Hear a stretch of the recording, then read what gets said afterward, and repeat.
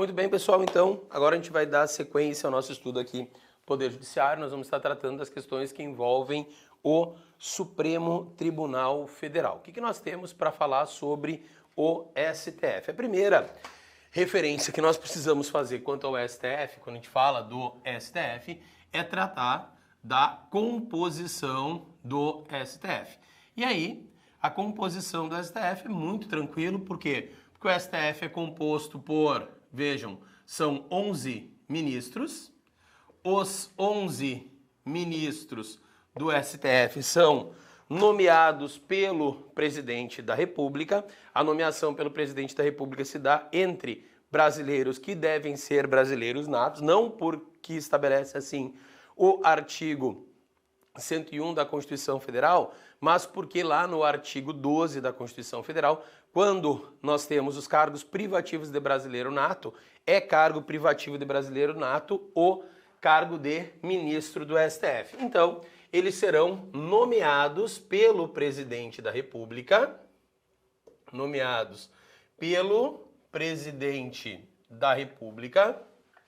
após a aprovação pela maioria absoluta do Senado Federal também. Quando a gente falou da composição e da função do próprio Senado Federal, a gente sempre destaca a atribuição do Senado Federal para aprovar por voto secreto, após a arguição em sessão pública, os ministros do STF, os magistrados, nos termos da Constituição. Então, maioria absoluta do Senado Federal, após uma arguição em sessão pública. E aí vejam, quais são as condições para ser ministro do STF? Tem que ter, veja, primeiro tem que ser cidadão, isso seria importante colocar. Além de ser brasileiro nato, tem que ser cidadão, tem que estar no pleno exercício dos direitos políticos. Tem que ter mais de 35 anos de idade e menos de 70 anos de idade. Mais de 35 anos e menos de 70 anos de idade. Eu durante muito tempo colocava 65 e aí a alteração veio por emenda à Constituição, né? Mais de 35, menos de 70 anos de idade, de notável saber jurídico e reputação ilibada. Notável saber jurídico e reputação ilibada. Já disse para vocês o restante. O que eu quero agora estudar com vocês e a gente precisa chamar a atenção? A gente vai falar da competência do STF. E aí, no que diz respeito à competência do STF, nós temos em relação à competência do STF duas questões importantes. Todo tribunal tem competência originária e o STF não é diferente. Tem competência originária e todo tribunal tem competência recursal. O STF tem competência recursal para julgar dois tipos de recurso. Recurso ordinário e recurso extraordinário. Então, o STF tem competência para julgar o recurso ordinário e o recurso extraordinário. São dois recursos que o STF julga. Agora, o que a gente pode falar sobre a competência originária do STF? Processos que começam direto no Supremo Tribunal Federal. E aí a gente vai ver que a competência, vejam, originária do STF, a competência para começar processo direto no STF, de acordo com a Constituição, primeiro é em relação ao quê? Processar e julgar a ação direta, olha só, ação direta de inconstitucionalidade e a ação declaratória de constitucionalidade. Ação direta de inconstitucionalidade de lei ou ato normativo. Veja, ação direta de inconstitucionalidade de lei ou ato normativo. Ação declaratória de constitucionalidade de lei ou ato normativo. O que muda aqui, pessoal? Cuidado em questão de prova. Ação direta de inconstitucionalidade de lei ou ato normativo federal, estadual, veja, tanto lei ou ato normativo federal ou estadual, e ação declaratória de constitucionalidade de lei ou ato normativo federal. Cuidado, ação declaratória de constitucionalidade de lei ou ato normativo federal. Ação direta de inconstitucionalidade de lei ou ato normativo federal ou estadual. Tem que ter cuidado quanto a isso. Aí as disposições da Constituição no que diz respeito à ação direta e à ação declaratória, a gente quando falou inicialmente sobre o próprio controle, a gente já chamou a atenção. Vejam, o Procurador-Geral da República, o PGR, deverá ser previamente ouvido nas ações de inconstitucionalidade e em todos os processos de competência do STF. Quando o STF apreciar a inconstitucionalidade em lei, de norma legal ou ato normativo, citará previamente o advogado-geral da União, defenderá o ato ou o texto impugnado. O efeito da decisão do STF é vinculante e a eficácia é erga omnes. As decisões definitivas de mérito proferidas pelo STF, tanto na DIN como na ADC, produzirão eficácia erga omnes contra todos e efeito vinculante relativa aos demais órgãos do Poder Judiciário e da administração direta e indireta nas esferas federal, estadual e municipal. A ADPF, arguição por descumprimento de preceito fundamental, também será apreciada pelo STF na forma da lei. Compete ao STF, originariamente, processar e julgar o pedido de medida cautelar também nas ações diretas de inconstitucionalidade ou na ação declaratória de constitucionalidade. Então, a primeira referência do STF é no julgamento da ADIM e da ação declaratória de constitucionalidade. Agora, o STF também tem competência para processar e julgar algumas autoridades. Algumas autoridades serão processadas e julgadas direto no Supremo Tribunal Federal. Isso é competência originária. Vejam que o STF vai ter competência para processar e julgar originariamente nas infrações penais comuns, o presidente da República, o vice-presidente, os membros do Congresso Nacional, os próprios ministros do STF e o Procurador-Geral da República. Então, essas autoridades, nas infrações penais comuns, têm como prerrogativa de função julgamento perante o STF.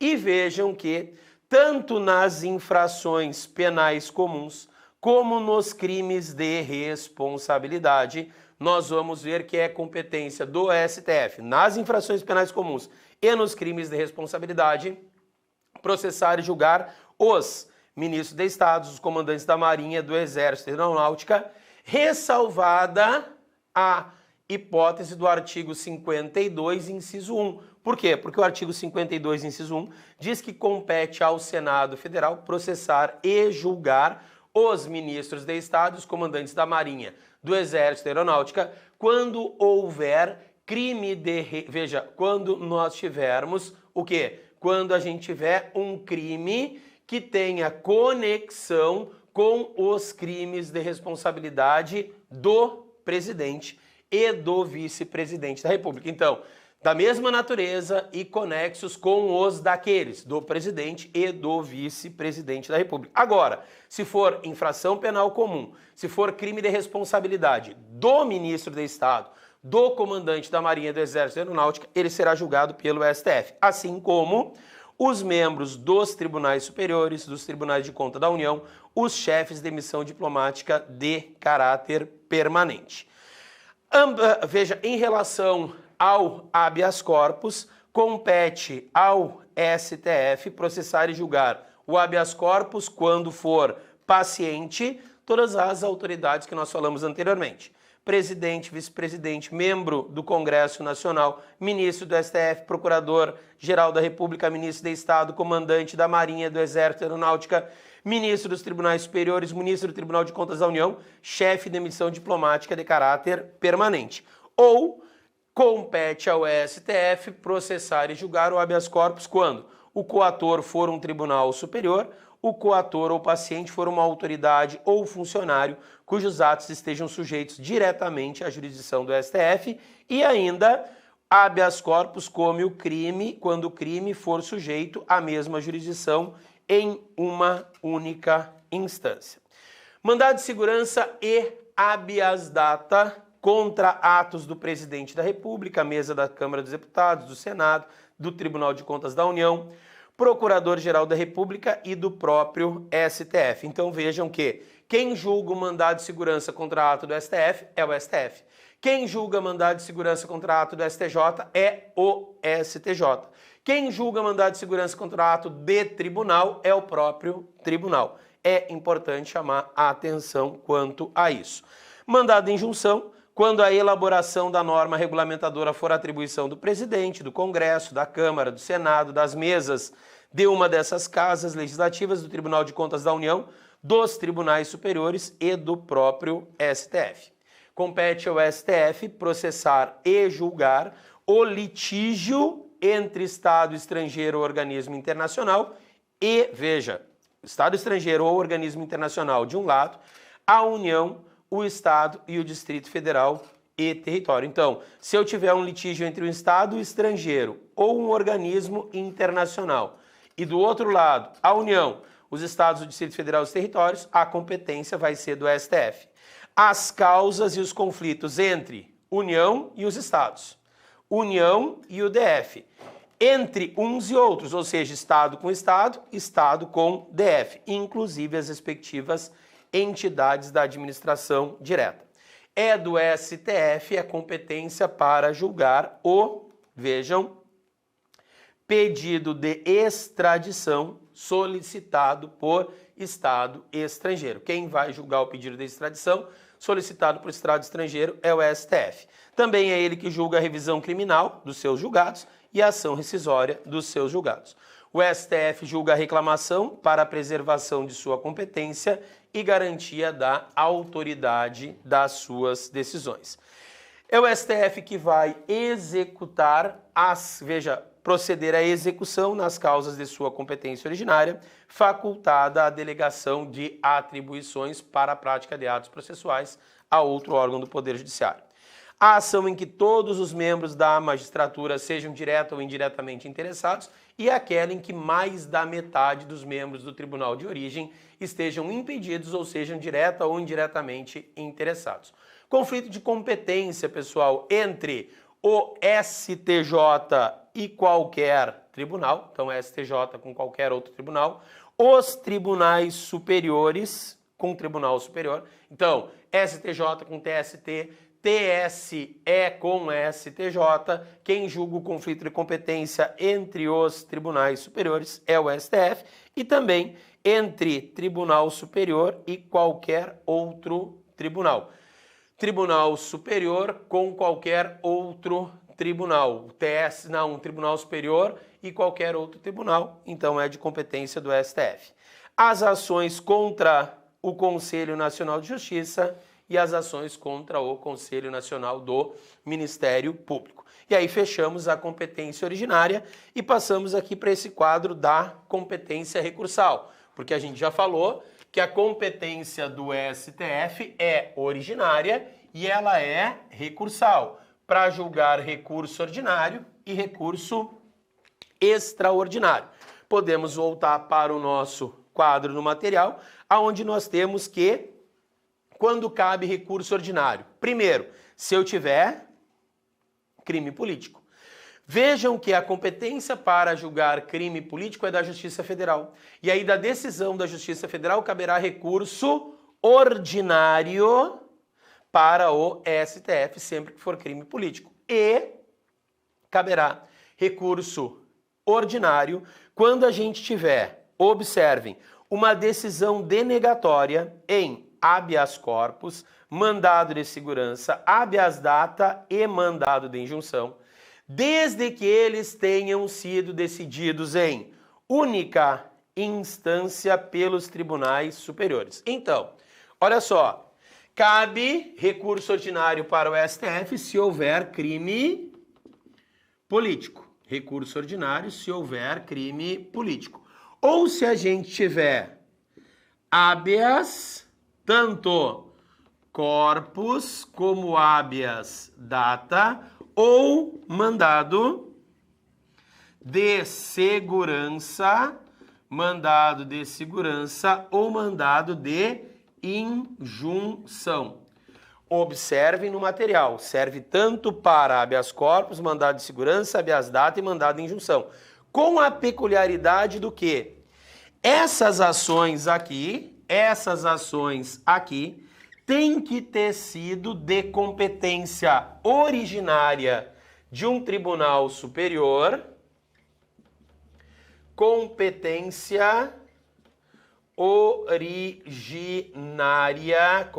originária de tribunal superior, desde que essa decisão ela seja uma decisão denegatória. Professor, por que competência originária de tribunal superior? Competência originária de tribunal superior. Porque o artigo diz que eles têm que ser julgados em uma única instância,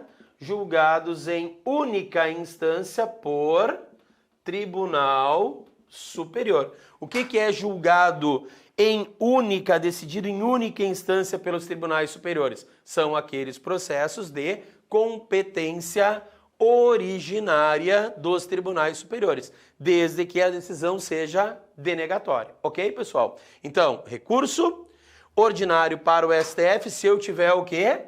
Se eu tiver crime político. Ou se eu tiver habeas corpus ou habeas data, mandado de segurança ou mandado de injunção, decididos em única instância pelos tribunais superiores, desde que a decisão seja uma decisão denegatória. Agora, o recurso extraordinário, vejam, decorre da competência do STF para ser o guardião da Constituição. Então, vejam que compete ao STF julgar em grau de recurso, recurso extraordinário, as causas decididas em única ou última instância, quando há decisão recorrida, quando a decisão que se pretende atacar contrariar dispositivo da Constituição, declarar inconstitucionalidade de tratado ou lei federal, julgar válida lei ou ato do governo local contestado em face da Constituição ou julgar válida lei local contestada em face de lei federal.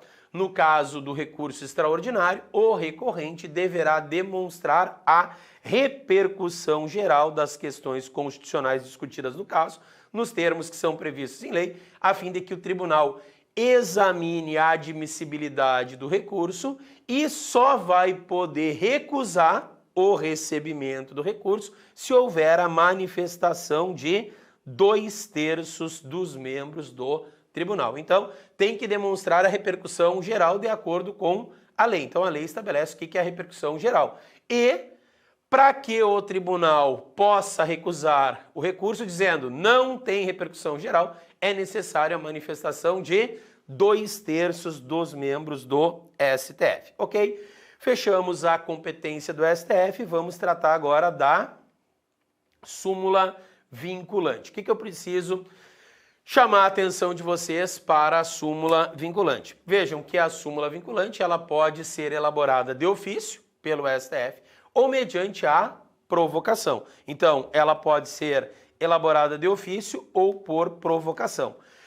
Quem pode provocar o STF para elaborar a súmula vinculante? Vejam que, sem prejuízo do que vier a ser estabelecido em lei, a aprovação, a revisão, o cancelamento de súmula poderá ser provocada por aqueles que podem propor a ação direta de inconstitucionalidade. Mas vejam, sem prejuízo do que vier a ser estabelecido em lei. Logo, existe uma lei, 11.417 de 2016, de 2006, que no seu artigo 3º estabelece quem são os legitimados para propor a edição, a revisão ou o cancelamento de um enunciado de súmula vinculante. E além daqueles que têm competência, também legitimidade, para propor a DIN e a ADC, nós vamos encontrar o Defensor Público Geral da União, os tribunais superiores, os tribunais de justiça dos estados e do Distrito Federal e territórios, os tribunais regionais federais, os tribunais regionais do trabalho, Tribunal Regional Eleitoral, os tribunais militares. Ainda, o município pode propor incidentalmente ao curso de processo em que seja parte a edição, revisão ou cancelamento do enunciado de súmula vinculante, o que não autoriza a suspensão do processo. É importante lembrar que a súmula vinculante, ela terá por objetivo a validade, a interpretação e a eficácia de normas determinadas acerca das quais haja controvérsia atual entre órgãos do Poder Judiciário ou entre esses e a administração pública. E o objetivo é o quê? É evitar uma insegurança jurídica e a relevante multiplicação de processos sobre questões idênticas. Por isso que nós temos, então, a questão sempre de ordem de direito e de matéria constitucional. Voltando ao que nós teríamos no artigo 103b, o STF poderá de ofício ou por provocação mediante decisão de 2/3 dos seus membros, após reiteradas decisões sobre matéria constitucional e com o objetivo de evitar grave insegurança jurídica e relevante multiplicação de processos sobre questões idênticas, aprovar súmula que a partir de sua publicação na imprensa oficial, por que chama de súmula vinculante? Porque ela terá efeito vinculante aos demais órgãos do Poder Judiciário e à administração pública direta e indireta nas esferas federal, estadual e municipal, bem como pode proceder à revisão ou o cancelamento. Professor, o que é a... Veja, o que significa que eu tenho uma súmula vinculante? Se eu tenho uma súmula vinculante do STF, as decisões dos demais órgãos do Poder Judiciário ficam vinculados. Como assim ficam vinculados?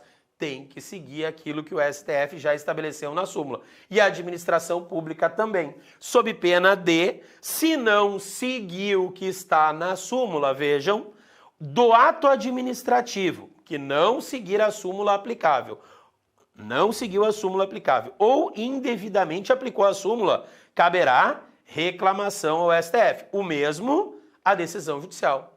Se for julgada procedente a reclamação, vai ser anulado o ato administrativo ou, se for uma decisão judicial, ela vai ser cassada a decisão judicial. E vai o STF determinar que uma outra decisão judicial seja proferida com ou sem aplicação da súmula, que um outro ato administrativo seja tomado com ou sem a aplicação da súmula vinculante. Então, súmula vinculante, fechou. Vejam que o efeito da súmula vinculante é o mesmo efeito das decisões do STF quando ele julga o mérito de ADIM ou ADC. Efeito vinculante em relação aos demais órgãos do Poder Judiciário e da administração pública direta e indireta nas esferas federal, estadual e municipal. Aí fechamos a súmula vinculante, vamos para o CNJ, o Conselho Nacional de Justiça, que é tratado na Constituição Federal a partir do artigo 103b, aonde nós vamos encontrar primeiro que o Conselho Nacional de Justiça, ele é composto de 15 membros. Já notem que não são 15 ministros. A gente fala de membro do Conselho Nacional de Justiça. Os membros do Conselho Nacional de Justiça, eles têm um mandato de 2 anos, admitida uma recondução. E aí a gente tem aqui uma referência em relação ao quê? A quem são esses membros? Eu digo para vocês, a gente pode colocar assim, ó, que nós temos, olha só, 3, 3, 3, 2, 2, 2. Olha só, porque 333, 222. Nós temos 3 ministros. Um ministro do STF, um ministro do STJ e um ministro do TST. O ministro do STF no Conselho Nacional de Justiça é o presidente do STF, que vai ser presidente do Conselho Nacional de Justiça. Vejam que o Conselho será presidido pelo presidente do STF e, nas suas ausências e impedimentos, pelo vice-presidente do STF. Então, o presidente do STF tem cadeira cativa dentro do Conselho Nacional de Justiça. Por quê? Porque o presidente do STF é o presidente do Conselho Nacional de Justiça. Agora, os demais membros serão nomeados pelo presidente da República depois de aprovada a escolha pela maioria absoluta do Senado. Agora, a maioria absoluta do Senado vai aprovar aquele que for indicado por quem? Um ministro do STJ, indicado pelo STJ. Um ministro do TST, indicado pelo TST. Um ministro do STJ, indicado pelo STJ. Um ministro do TST, indicado pelo TST. Agora, 3 desembargadores. Um desembargador do Tribunal de Justiça, indicado pelo STF. Um juiz de Tribunal Regional Federal, indicado pelo STJ. Um juiz de TRT, um desembargador do TRT, indicado pelo TST. Um juiz estadual indicado pelo STF, por isso, 3. 3 juízes, um juiz estadual indicado pelo STF, um juiz federal indicado pelo STJ, um juiz do trabalho indicado pelo TST. Vejam que, como nós estamos falando do Conselho Nacional de Justiça, a preponderância é de membros do Poder Judiciário. São 9 membros do Poder Judiciário. 2 membros do Ministério Público, sendo um indicado pelo Procurador-Geral da República e um escolhido pelo PGR, dentre aqueles indicados pelo órgão competente de cada instituição estadual. 2 advogados indicados pelo Conselho Federal da OAB e 2 cidadãos, um indicado pela Câmara, um indicado pelo Senado. Então fechamos aqui os 15 membros do Conselho Nacional de Justiça. Agora, qual é a competência principal do Conselho Nacional de Justiça? É o controle da atuação administrativa e financeira do Poder Judiciário. Por quê? Porque o Poder Judiciário tem autonomia administrativa e financeira. E também o controle do cumprimento dos deveres funcionais dos juízes. E aqui, pormenorizado, a gente tem as atribuições do Conselho Nacional de Justiça, lembrando que o ministro corregedor será o ministro do STJ. O ministro do STJ exercerá a função de ministro corregedor e ficará excluído da distribuição de processos no tribunal, competindo-lhe, além das atribuições que lhe forem conferidas pelo Estatuto da Magistratura, também receber as reclamações e denúncia de qualquer interessado relativa aos magistrados e aos serviços judiciários. É ele, o ministro corregedor, que vai exercer as funções executivas do Conselho de inspeção e de correição geral, e ele vai requisitar e designar magistrados, delegando-lhes atribuições e requisitar também servidores de juízos ou tribunais, inclusive dos estados, do Distrito Federal e territórios. Vejam que junto ao Conselho Nacional de Justiça oficiam o Procurador-Geral da República e o presidente do Conselho Federal da OAB. A União, inclusive no Distrito Federal e nos territórios, vai criar ouvidorias de justiça competente para receber reclamações e denúncias de qualquer interessado contra membro ou órgão do Poder Judiciário ou contra os seus serviços auxiliares, representando diretamente ao Conselho Nacional de Justiça. Então, STF, fechamos, e vamos agora falar um pouquinho do STJ, Superior Tribunal de Justiça. Então, se o STF é composto de 11 ministros, o Conselho, veja, o STF é composto de 11, o STJ é composto de, no mínimo, 33 ministros. Quais são esses 33 ministros do STJ? Então, o número vai ser maior ou igual a 33.